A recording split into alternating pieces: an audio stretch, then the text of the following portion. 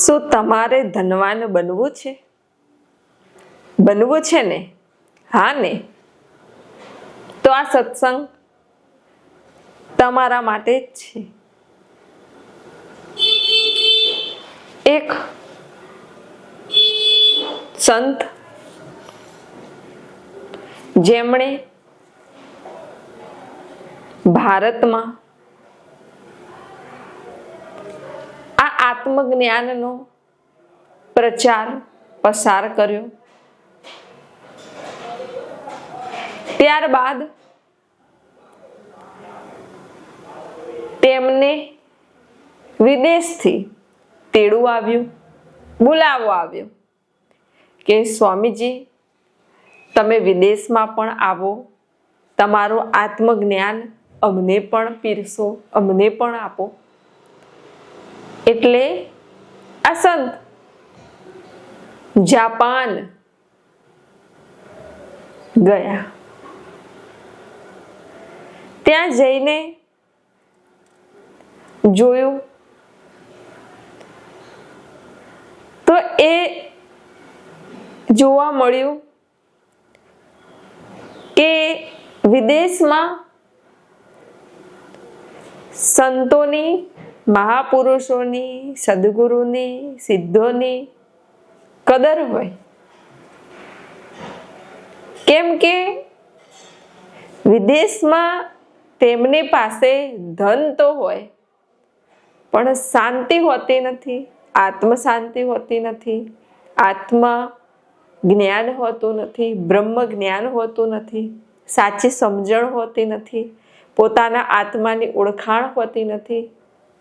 અને વિદેશમાં આ ચેતન તત્વ આપવા વાળા કોક જ હોય છે, અને એ પણ જે ભારતથી જાય છે.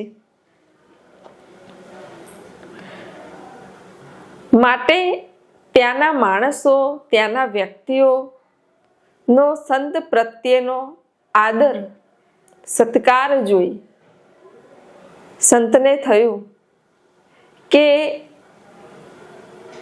આટલી કદર તો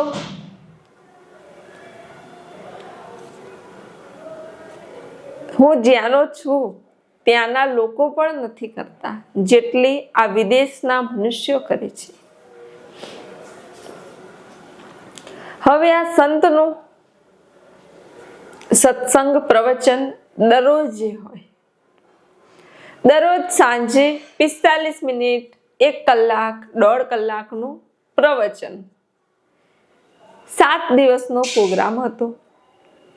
7 દિવસ આ પ્રવચન પણ રાખેલું હતું, આત્મજ્ઞાન, અને છેલ્લે પ્રશ્નોત્તરી કે કોઈને કઈ પ્રશ્ન હોય, કઈ પૂછવું હોય તો ગુરુ મહારાજજીને પૂછી શકે છે.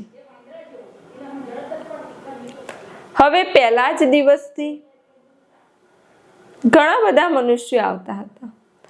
ઘણા બધા એટલે ત્યાં એટલી બધી મેદની ન હોય, ત્યાં થોડા આવે તો એ ઘણા બધા કહેવાય. 75-80 જણા આવતા હતા. એમાં બધા મનુષ્યો આવે, સ્વામીજી માટે હાર લઈને આવે, ફૂલ લઈને આવે, કઈ ફળ, પ્રસાદી, ડ્રાય ફ્રૂટ, કઈનું કઈ લઈને આવે, કોઈ કઈ વસ્તુ, કઈ પદાર્થ લઈને આવતા હતા. એમાં એક વૃદ્ધ મનુષ્ય, જેમની ઉંમર હશે 80 વર્ષ, એ પણ દરરોજ આ સત્સંગમાં આવતા, દરરોજ ગુરુ મહારાજજી માટે હાર લાવતા, હાર અર્પણ કરી, ફૂલ અર્પણ કરી શાંતિથી બેસી જતા હતા. 7 દિવસ દરરોજે સૌથી પહેલા આ વૃદ્ધ મનુષ્ય આવીને બેસી જતા, અને છેલ્લે જ્યાં સુધી બધા બેઠા હોય, જ્યારે બધા નીકળી જાય અને હવે એમ થાય કે હવે ગુરુ મહારાજજી આરામ માટે પોતાના કક્ષમાં જશે, ત્યાં સુધી આ વૃદ્ધ મનુષ્ય, આ વૃદ્ધ ત્યાં ને ત્યાં બેસી રહેતા. એક કીટ હશે, આ મહાપુરુષને જોયા કરતા. તેમનો સત્સંગ એટલો ગહનતાથી, એટલો શાંતિથી, એટલો આમ આત્માથી સાંભળતા ને કે એમ લાગે કે તેમની આંખોએ કાન થઈ ગઈ છે, નાકે કાન થઈ ગયા છે, કાન તો કાન છે જ, મોઢું કાન થઈ ગયું છે, આખું અસ્તિત્વ કાન થઈ ગયું છે. એટલે બહારનો કોઈ વિચાર નહીં, બહારનો કોઈ સંકલ્પ નહીં, બહારનું કોઈ આવરણ નહીં, કશું જ નહીં. બસ સાંભળવું એટલે સાંભળવું.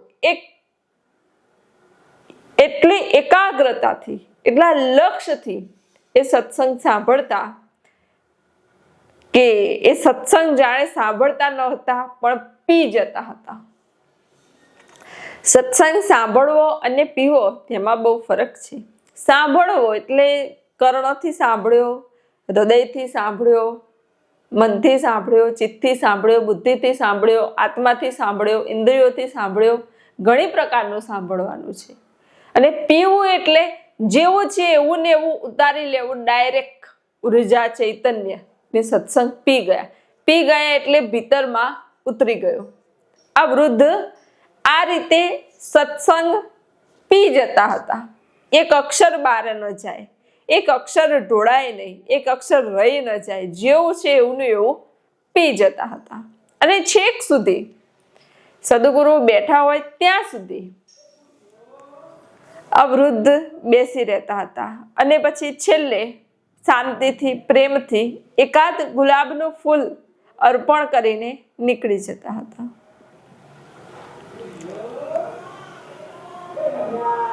આ સંત,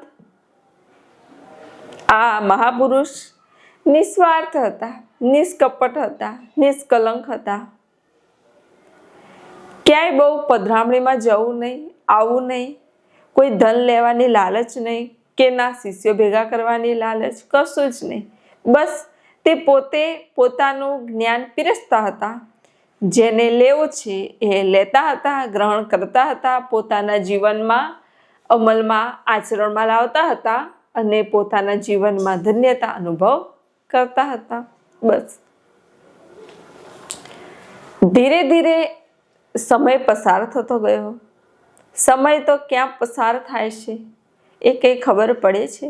કંઈ ખબર નથી પડતી. ક્યાં મનુષ્ય જન્મ લીધો, કેટલા વર્ષો વીતી ગયા, બાળપણ વીતી ગયું, કેટલાની યુવાની પણ વીતી ગઈ, કેટલાની વૃદ્ધાવસ્થા છે અને કેટલાની વૃદ્ધાવસ્થા પણ વીતવા આવી, મૃત્યુનો સમય પણ નજીક આવી ગયો. કંઈ ખબર ન પડી. એમ થાય કે હજુ હમણાં જ ભણતા હતા, હજુ હમણાં જ નોકરીએ લાગ્યા હતા, હજુ હમણાં જ લગ્ન થયા હતા, હજુ હમણાં જ બાળકો થયા, હજુ હમણાં જ બાળકોને પરણાવ્યા અને બસ હવે હમણાં જ અહીંયાથી ચાલે જવાનું પણ આવી જશે. એટલે સમય જતાં બહુ વાર નથી લાગતી. આ કળિયુગનો સમય બહુ જ જલ્દી ફટાફટ જાય છે. હવે આ થોડા સમયમાં જ તમારે જાગવાનું છે, આ આત્મજ્ઞાન, બ્રહ્મજ્ઞાન પ્રાપ્ત કરવાનું છે, નીકળવાનું છે. આ થોડાક જ સમયમાં નીકળી જવાનું છે, વધારે સમય નથી. અને આ હવે અત્યારનો સમય એવો સુવર્ણ સમય છે કે આગળ ખબર નહીં કે આવો સુવર્ણ સમય આવશે કે નહીં, એની પણ કંઈ ખબર નથી. માટે જે આ સુવર્ણ સમય છે તેનો સદુપયોગ પોતાના કલ્યાણ માટે, આત્માના કલ્યાણ માટે, આત્મજાગૃતિ માટે જે મનુષ્ય કરી લે છે, હકીકતમાં તેનું જીવન પ્રકાશમય બને છે.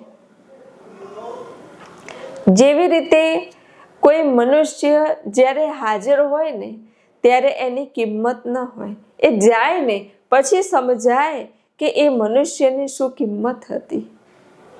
ઘરમાં પણ, પરિવારમાં પણ તમે જોયું હશે કે અમુક ઘર પરિવારના લડતા હશે, ઝઘડતા હશે, પતિ પત્ની હશે તો લડતા હશે, ઝઘડતા હશે, શાંતિથી રહેતા નહીં હોય, પત્ની પતિને કંઈ બોલે, પતિ પત્નીને કંઈ બોલે, બરાબર, રોજ લડતા ઝઘડતા. પણ એક દિવસ જ્યારે એવો આવે કે બંનેમાંથી એક વિદાય લઈ લે અને એકને રહેવાનું આવે, ત્યારે ખરેખર એ મનુષ્યની કિંમત સમજાય. ખબર પડે કે મનુષ્ય હતો તો કેટલી હૂંફ, કેટલી ઉર્જા હતી, ત્યારે એની કિંમત સમજાય, હોય ત્યારે કિંમત સમજાય નહીં. એવી જ રીતે આ મૃત્યુલોકમાં પણ મહાપુરુષો, સદગુરુ જ્યારે હાજર હોય ને ત્યારે એમની કિંમત કરનારા બહુ ઓછા હોય, બહુ ઓછા હોય. ત્યારે ખબર ન પડતી હોય કે ગુરુના સંગ માત્રથી, સંગ એટલે ઘડીક એકાદ શબ્દ સાંભળવા માત્રથી, એમની ઉર્જા શક્તિથી, એમની ચેતનાથી, એમના સકારાત્મક આભા મંડળથી આપણા જીવનમાં કેટલું સારું થાય છે, કેટલું સકારાત્મક પરિવર્તન આવે છે, કેટલી મુશ્કેલીઓથી બચી જઈએ છીએ, કેટલા સૂડીના ઘા સોયથી જતા રહે છે. આવરણ આવે છે તો ખબર પડતી નથી, કદાચ મુશ્કેલી આવે તો ક્યાં જતી રહે ખબર પડતી નથી. અને લગભગ ગુરુના બાળકને આવરણ, મુશ્કેલી આવતી જ નથી. એનું જીવન એટલું સરસ, આનંદમય, પ્રેમમય, સકારાત્મક બની જાય છે. બરાબર. પણ એ કોની ઉર્જા છે?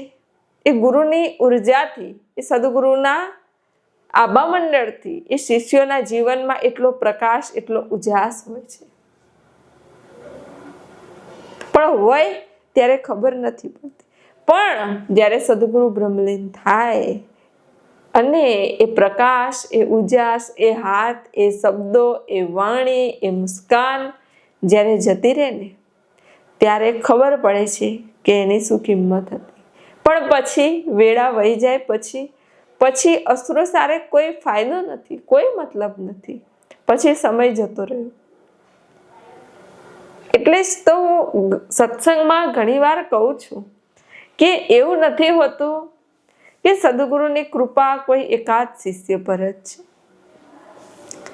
સદગુરુની કૃપા તો દરેક મનુષ્ય પર, દરેક શિષ્ય, જિજ્ઞાસુ સદગુરુ સાનિધ્યમાં જેટલા આવે દરેક પર સદગુરુની કૃપા છે જ.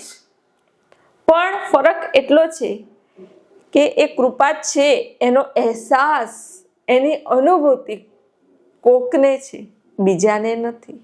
કૃપા તો છે જ, પણ એની અનુભૂતિ કોકને જ હોય છે. અને જેને એ અનુભૂતિ હોય, જેને દેખાતું હોય કે આ સદગુરુની કૃપા છે, એ જીવનમાં ગુરુ કાર્ય કરી, સદગુરુ ગુણગાન ગઈ, સદગુરુના ચરણ સેવી, ગુરુ કાર્યમાં રહી, આ જ્ઞાનનો પ્રકાશ, આ ગુરુ તત્વનો પ્રકાશ અવશ્ય કરે જ છે. કહેવું અને એ રીતે જીવન જીવવું એમાં બહુ મોટો ફરક છે. કહેવામાં તો ઘણા કહેતા હોય છે કે તમારું જ છે નહીં, લઈ લો. પણ લેવા જાવ તો કહેવામાં તો બધા કહી દે કે તમારું જ છે નહીં. એવી રીતે જો સમર્પણ કરે, આ આત્મજ્ઞાન, બ્રહ્મજ્ઞાન મળતું હોત તો બહુ સહેલું હોત. પણ એવી રીતે તો મળતું નથી. તમે જોયું પહેલાના મહાપુરુષો કેવા હતા? મોટા રાજાના રાજા હોય, એમના શિષ્ય હોય ને, ખાલી એમ કહી દે કે રાજ કોનું? તો કે ગુરુજી તમારું. ગુરુજી એમ કે કાપી દે, આપીને ભેગ પહેરીને નીકળી જાય, એને શિષ્ય કહેવાય. કેટલો વચનનો મહિમા, કેટલો ગુરુ મહિમા, કેટલો ગુરુ તત્વની ઉચ્ચ કક્ષા, ગુરુ તત્વ પ્રત્યે કેટલી મહાનતા. જ્યારે આવી દ્રષ્ટિ એક શિષ્યમાં હોય ને કે ગુરુના શબ્દ ઉપર જીવન ચાલતું હોય, ગુરુ કહે એમ, ત્યારે એ શિષ્યની પ્રગતિ થતી હોય છે. અર્પણ કરવું સહેલું છે. અર્પણ કે વસ્તુ અર્પણ કરવી, પદાર્થ અર્પણ કરવો, ફૂલ અર્પણ કરવા, ફળ અર્પણ કરવા, કોઈ વસ્તુ અર્પણ કરવી, ધન અર્પણ કરવું એ સહેલું છે. પણ સમર્પણ, સમગ્ર સમર્પણ, આખું જીવન સમર્પણ એ અઘરું છે. અને જ્યાં સુધી સમર્પણ નથી ત્યાં સુધી ભીતરમાં આત્મજ્ઞાનનો પ્રકાશ થતો નથી. માટે કહેવા જઈએ તો આ યાત્રા અર્પણથી સમર્પણની યાત્રા કહેવાય. અર્પણ, ઘણી વખત સદગુરુ કોઈ સેવા કાર્ય, માં શિષ્યને કહેતા હોય કે આ સેવા કાર્યમાં જે પણ તન મન ધનથી સેવા કાર્ય થાય એ કરી શકો છો. શું સદગુરુ એકલા ન કરી શકે? આ કાર્ય કરી શકે, પણ ધીરે ધીરે તમને આપતા શીખવાડે છે, અર્પણ કરતા શીખવાડે છે. જેમ જેમ આપતા રહેશો એમ આપતા આપતા આપતા આપતા એક કક્ષા એવી આવશે કે સર્વસ્વ સમર્પણ માટે પણ તમે તૈયાર થઈ જશો. કેમ કે સદગુરુને ખબર છે કે ડાયરેક્ટ સમર્પણ આ શિષ્યોથી નહીં થાય. એટલે ધીરે ધીરે વસ્તુ આપતા થાવ, પદાર્થ આપતા થાવ, ધન આપતા થાવ, પેલું આપતા થાવ, એમ કરતા કરતા આપતા શીખવાડે. સદગુરુ શું કરે? આપતા શીખવાડે. આપો આપો આપો, અને આપતા આપતા આપતા એક દિવસ બધું આપી દીધું એટલે પહોંચી ગયા. બરાબર? આ સદગુરુની લીલા છે. હવે પ્રશ્ન એ છે કે કોણ કેટલું આપી શકે છે?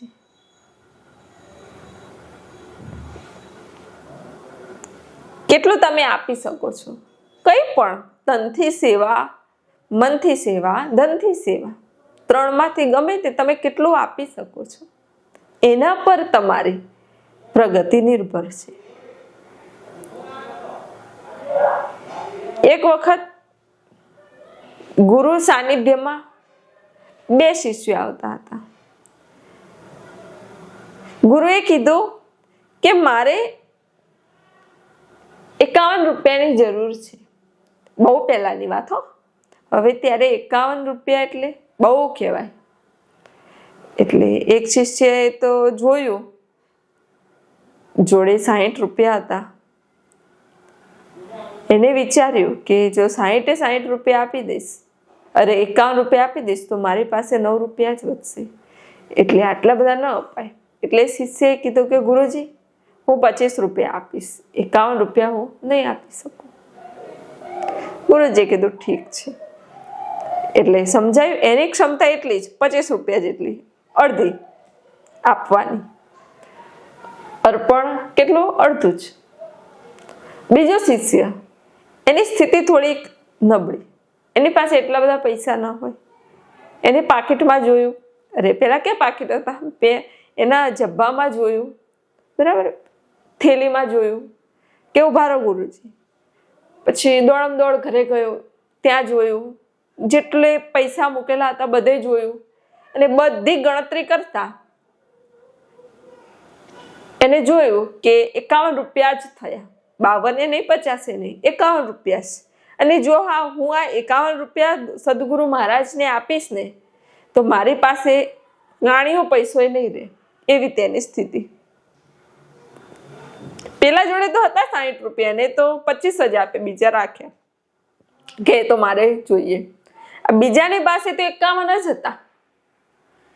એને જોઈ ગણતરી કરી, 51 રૂપિયા બધા લાવીને સદગુરુ ચરણમાં મૂકી દીધા કે લો, આ ગુરુ મહારાજજી આ લો, આપના જ છે. આપીને તો ઘરે નીકળી ગયો.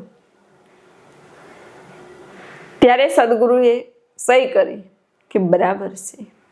જે ધન જેટલું હોય એ બધું આપવામાં જો સક્ષમ હોય તો પછી કાલે હું એને આત્મજ્ઞાન આપીશ, બ્રહ્મજ્ઞાન જો એને આપીશ ને તો એ વેચવામાં પણ એટલો સમર્થ જશે કે જેટલું આપ્યું છે ને બધું વેચી દે, બધું આપી દે, વેચી દે. એટલે સદગુરુ કઈ એવા શિષ્યની શોધમાં ન હોય કે જેટલું જ્ઞાન આપ્યું હોય એમાંથી અડધું જ આ વિશ્વ કલ્યાણ માટે પીરસે ને અડધું બચાવીને રાખે, એવાની શોધમાં હોય ના. સદગુરુ કેવા શિષ્યની શોધમાં હોય? પહેલું તો ગ્રહણ બધું કરી લે અને બીજું બધું વેચી દે. જેટલું ગુરુ જ્ઞાન, ગુરુ ઉર્જા, ગુરુ ચૈતન્ય છે બધું ગ્રહણ કરી લે, અને ગ્રહણ કરીને બધું વેચવામાં જે સક્ષમ હોય એવો શિષ્ય જ ગુરુ તત્વનો પ્રકાશ કરવામાં સમર્થ બને છે.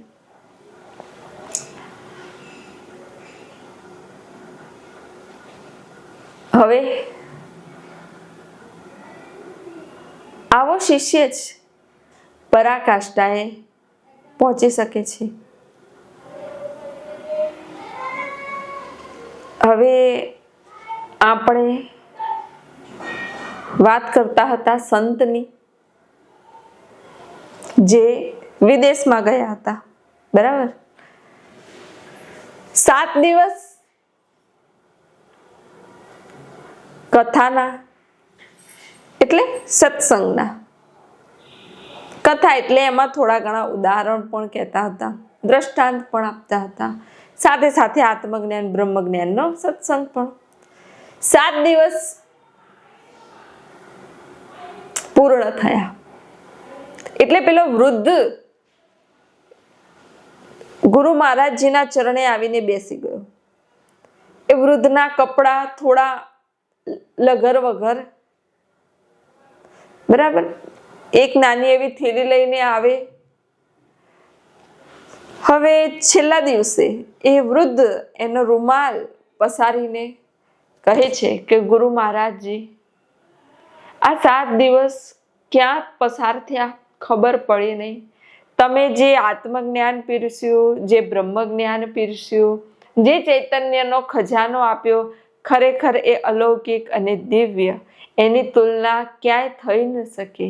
આવું જ્ઞાન, આવો સત્સંગ, આવી અનુભૂતિ, આવું ચૈતન્ય નો અનુભવ જીવનમાં પહેલા ક્યારેય થયો ન હતો. ગુરુજી, હવે આપની વિના કેમ રહી શકાશે? આપને બહુ યાદ આવશે. આપ તો થોડા સમય માટે આવ્યા છો, પછી પાછા ચાલ્યા જશો. અમે શું કરીશું? બહુ યાદ આવશે આપની, સત્સંગની, ભજનની બહુ યાદ આવશે. એ વૃદ્ધે કીધું કે ગુરુ મહારાજજી, જો તમે કૃપા કરો તો થોડો સમય મારી ઝૂંપડી પાવન કરો, થોડો સમય મારી ઝૂંપડીએ પણ આવો, મારું જીવન સાર્થક થઈ જશે. સંતે જોયું, બીજા જોડે શિષ્યો હતા એમને પણ જોયું. સંતે કીધું કે એમ તો હું ક્યાંય પધરામણીમાં જતો નથી, ક્યાંય જતો નથી, પણ તારો ભાવ છે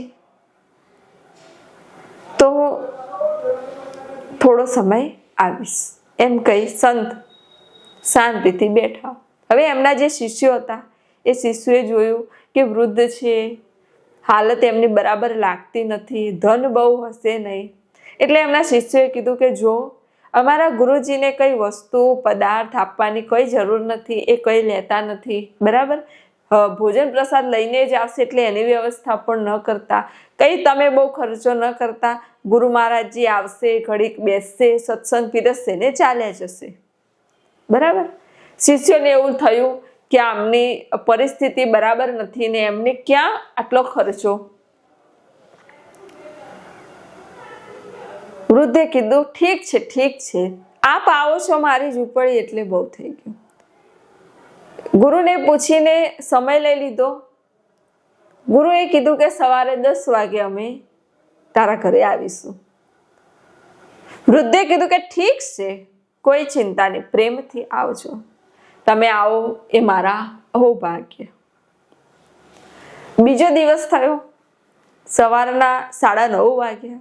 9:30 વાગ્યા ત્યાં તો ગુરુ મહારાજજી જે નિવાસ સ્થાને રહેતા હતા ને એ નિવાસ સ્થાને રોલ્સ રોયલ ગાડી આવી ગઈ, મોટી એસી. આહા! ગુરુ મહારાજજીએ જોયું, શિષ્યોએ જોયું. શિષ્યોએ કીધું કે એની પોચ નથી ને કેટલો ખર્ચો કર્યો, રોલ્સ રોયલ ગાડી મોકલી. ઓહો! હવે ગુરુજી અને 2 શિષ્યો ત્રણેય ગાડીમાં બેસી ગયા. ડ્રાઈવર ગાડી લઈને ગયો, ખૂબ દૂર દૂર દૂર ગયો. એક મોટો દરવાજો હતો, એ મોટો દરવાજો ખુલ્યો. ત્યાં જોયું તો કેટલા બધા ચોકીદારો, કેટલા બધા માણસો, કેટલો બધો સ્ટાફ હતો, મોટો રાજમહેલ. અને ત્યાં અંદર જઈને ગાડી ઊભી રહી. સંત ઉતર્યા, એમના 2 શિષ્યો ઉતર્યા. શિષ્યોએ જોયું. શિષ્યોએ કીધું કે તમે અમને આ ક્યાં લાયા? અમારે તો પેલા વૃદ્ધને ત્યાં પધરામણીમાં જવાનું હતું, આ કઈ હોટલમાં લાયા? એટલું પૂછ્યું ત્યાં સામેથી જ પેલો વૃદ્ધ આવ્યો.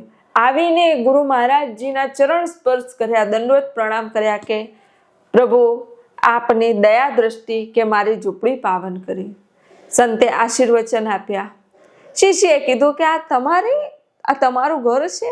આ તમે જેને ઝૂંપડી કહેતા તે આ છે? વૃદ્ધે કીધું કે આ તો ઝૂંપડી જ કહેવાય. આ ઝૂંપડી જ કહેવાય. કે કેવી રીતે?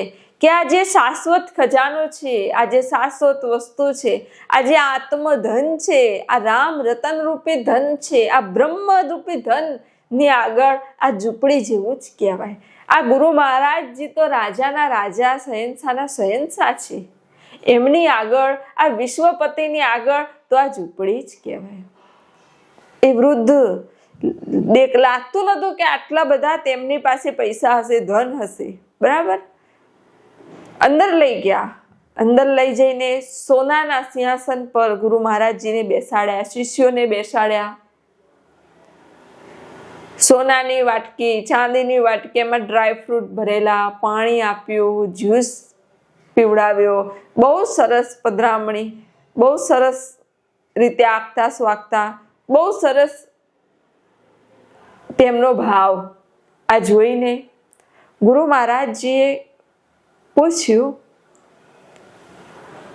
કે આટલું બધું હોવા છતાં, આટલો બધો વૈભવ, આટલું બધું ધન હોવા છતાં તમે આટલા નિર્મળ, આટલા અહંકાર રહિત? ત્યારે વૃદ્ધે કીધું કે ગુરુ મહારાજજી, આ તો નાશવંત ધન છે. આજે છે, કાલે આ મૂકીને જતું રહેવાનું છે.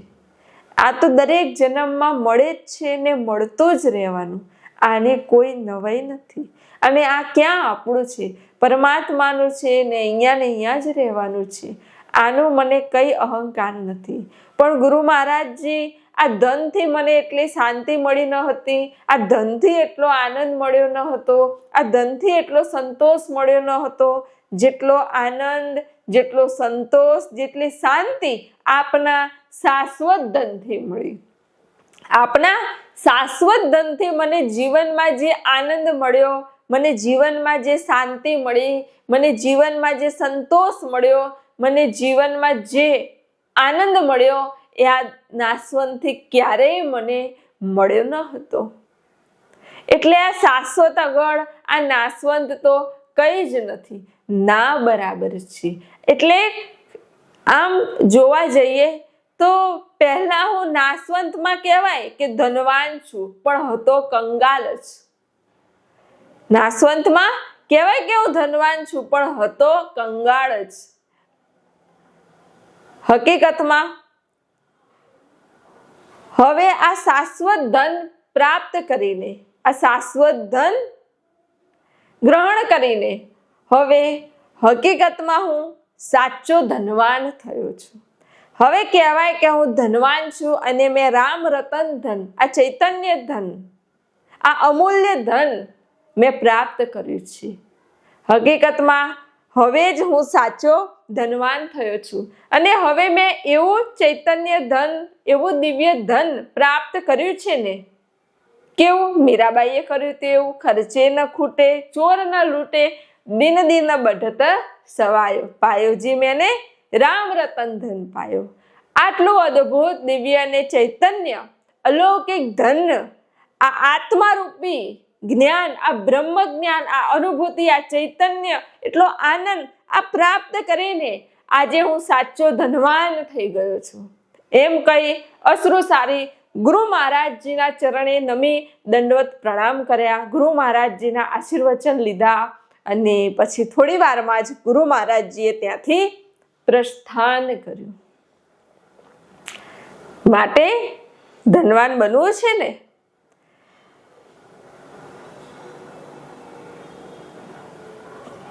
તો આ આત્માને જાણો. આ ચિત્તરૂપી અમૂલ્ય ધન છે તમારી પાસે. વિચારો, સંકલ્પ રૂપી અમૂલ્ય ધન છે, એને ઓળખો, એને જાણો. અને જો આ ચિત્તરૂપી ધનને જાણ્યું, એને સંભાળ્યું, એની શક્તિઓ વિકસિત કરી, ભીતરની શક્તિઓ વિકસિત કરીને પછી આ પૃથ્વી લોકના ધનને કહેવું નહીં પડે કે તું આય, આપમેળે જ આવી જશે. માટે આ સાચું ધન જેને પ્રાપ્ત કર્યું તેનો જ મનુષ્ય જન્મ સાર્થક થયો.